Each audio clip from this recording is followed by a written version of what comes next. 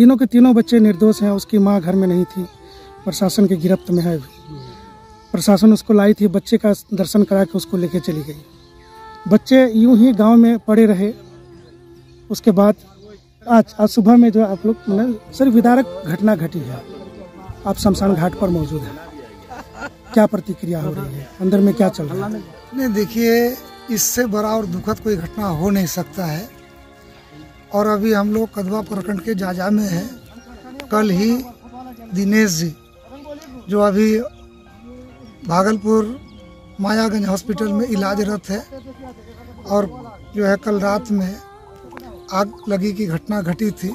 उनके 3 बच्चे, 2 लड़का 1 लड़की उस आग में जल गया और उनका दुखद निधन हो गया। ये हृदय विदारक घटना है और पूरा गांव समाज सब लोग मर्माहत है, हम लोग भी मर्माहत हैं। अभी उसी का तीनों बच्चे का अंतिम संस्कार के क्रम में हम लोग शमशान घाट में उपस्थित है पूरा समाज के साथ। और अपने पीछे जो है उनकी 2 और बच्ची है और पत्नी है। और हम लोग सरकार से भी मांग करते हैं कि बाकी जो 3 सदस्य है उन लोगों को जो सरकार का लाभ है वो मिले, इसका हम लोग का प्रयास रहेगा। और ये घटना निश्चित रूप से समाज को सचेत करता है कि समाज को इन चीज़ों को देखना है कि किसी भी तरह से अग्निकांड नहीं हो। क्योंकि अगर आदमी बीमार पड़ता है तो एक आदमी पड़ता है, लेकिन किसी तरह का कोई अग्निकांड होता है तो घर परिवार और जान माल का पूर्ण क्षति होता है। तो ये हृदय विदारक घटना, आज पूरा समाज मर्माहत है। हम भी अत्यंत ही दुखी और मर्माहत है।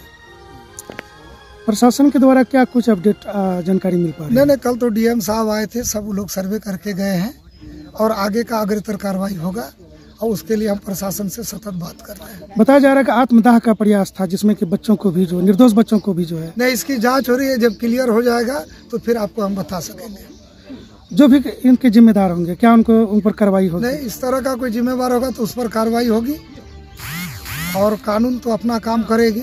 लेकिन ये जब क्लियर हो जाएगा तब बताया जा सकता है। अभी इस पर जांच हो रही है। तीनों के तीनों बच्चे निर्दोष हैं। उसकी माँ घर में नहीं थी, प्रशासन की गिरफ्त में है।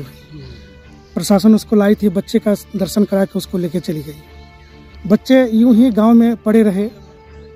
उसके बाद आज सुबह में जो आप लोग ग्रामीण जुट करके बच्चों का सभी ग्रामीण जुटे हुए हैं। कटिहार का एमपी भी यहाँ पर है।